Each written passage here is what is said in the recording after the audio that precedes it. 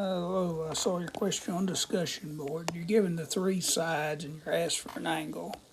So when it's not a right triangle, that's a case for law of cosines. When you're given three sides or two sides included angle, it's not a right triangle. You want to use law of cosines.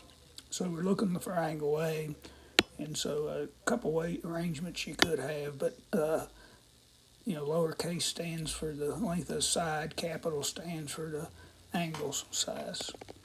So a squared equals b squared plus c squared minus 2bc cosine of a. So you substitute in the three numbers 9, 15, and 16. 15 and 16.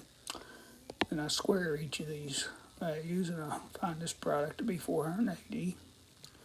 And I subtract this sum from both sides and I get negative 400 equal minus 480 equal times cosine A. Divide each side by minus 480. Cosine A would be 0.83 repeating. Then take the inverse cosine, make sure you're in degree mode, and I get around 33.6. Hope that helps.